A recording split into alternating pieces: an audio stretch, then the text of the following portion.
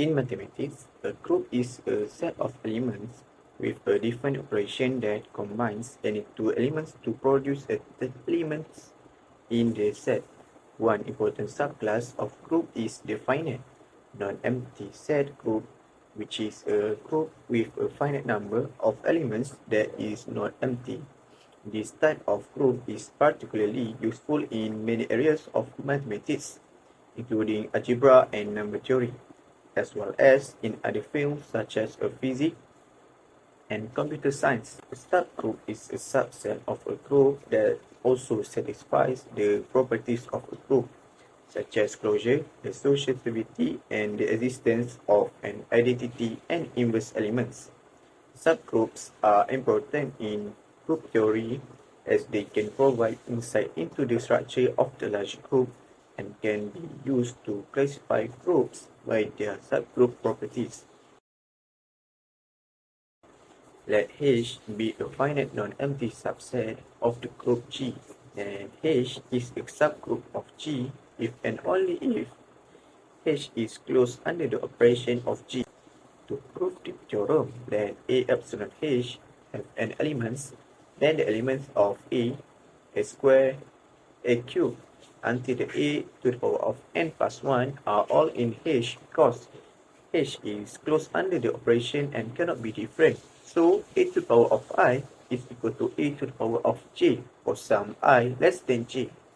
Then multiplication by A inverse show that identity is equal to A to the power of I minus J.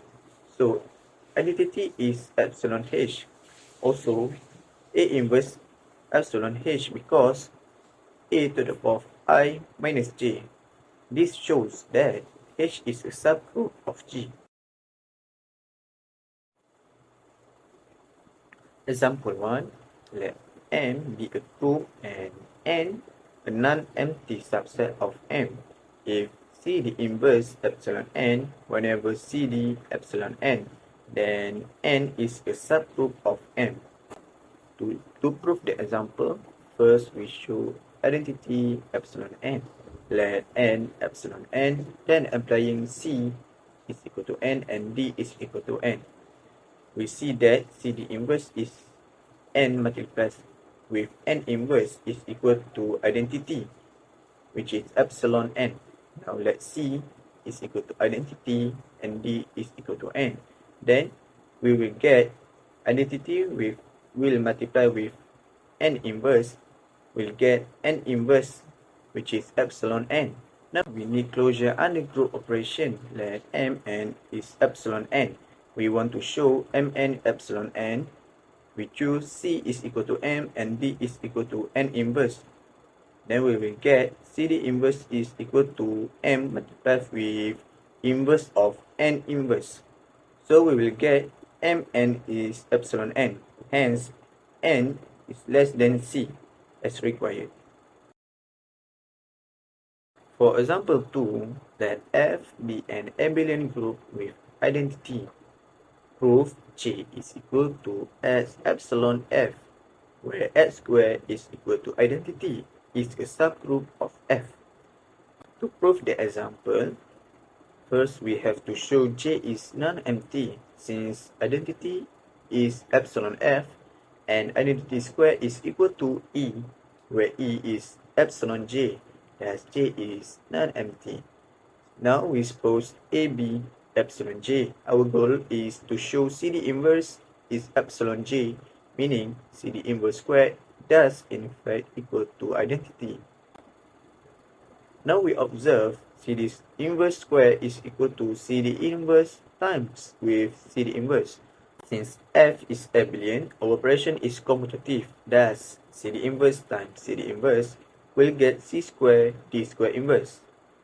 When we substitute C squared is equal to identity and D squared is equal to identity, we will get CD inverse square is equal to identity. So CD inverse square is equal to identity, and thus is an element of J. By the one-step subgroup test, J is a subgroup of F. So for the proposition, the question is let G be a group and A be one fixed element of G. Then HA equal to X element of G, where XA equal to AX subsets to G. Alright, so to answer this question, we need this list out these three, which is closure, identity, and also inverse. So for closure, let's XY element of H, then XA equal to AX, then also YA equal to AY. Then from these two, we can have in bracket XYA equal to X in bracket YA, and also X in bracket AY equal to A in bracket XY. Alright, so from there, X and Y is element of HA, and HA is closed under the operation. Alright, so for the second things is identity. Okay, as we know that E is stand for identity, so EA equal to AE, so it will be A. And then from there we can see identity E is element of HA. Alright, the last one is inverse. So from XA equal to AX, we get XA X inverse equal to A, and then AX inverse equal to X inverse A, and it's showing that X is element of HA. So from all of this, is it shows that it's a subgroup. Alright, so for the for example 1, so it's given that fix B element of F and B equal to X element of F, BX equal to XB, and then we have to prove that NB is a subgroup of G. So since BE equal to B equal to EB for all X element of F, so E element of NB. Alright, so it shows that NB is not empty group, empty set. Alright, so let's XY element of NB. Then for B element of F, XY inverse B equal to XY inverse BE, and equal to XY inverse BYY inverse equal to XY inverse YBY inverse equal to XE BY inverse equal to XBY inverse equal to BXY inverse. So hence XY inverse is actually element of NB. Alright, therefore NB is a subgroup of F. Alright, so for this last example, so let G be a group with unity E and A be one fixed element in G. So consider the set HA is equal to X element of G, where XA equal to AX. So since EA equal to AE equal to A, and then we know that E is element of HA, and then given that XY is element of HA, then we have also XA equal to AX. Then also YA equal to AY. So it's give that in bracket XY A equal to X in bracket YA equal to X in bracket AY equal to Y in bracket XA equal to Y in bracket AX equal to A in bracket XY. So therefore it show that XY is element of HA. Alright, so thus HA also closed under the binary operation of G. The next is given also X is element of HA. Then we have that XA equal to AX.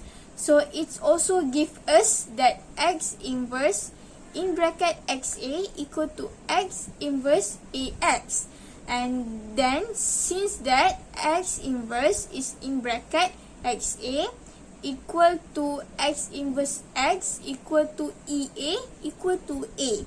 Alright, because X inverse X is identity, is it? It will be identity. So it be equal to EA equal to A. And then from there we have that A equal to X inverse AX. So thus AX inverse equal to x inverse in bracket x inverse ax. Alright, and then from there x inverse is in bracket x inverse ax equal to in bracket x inverse a, and then another bracket x inverse equal to in bracket x inverse a identity, which is because x inverse is identity, so it will be identity in bracket x inverse a. Alright, and then last it will be x inverse a. Alright, then we can have that x inverse a equal to a x inverse. Therefore, a inverse is actually element of HA. So from there we have all of that. So it shows that it's a subgroup. Alright, so last for the conclusion. So to prove the subgroup, we need a few theorems that can be used with a different situation. So for our case, we got two different cases, which is if the subgroup close the under group operation or under binary operation, then it is a proven subgroup. And the second case where if it have one fixed element of group, that we must show that it's actually a subgroup or not. So that's all from us. Thank you.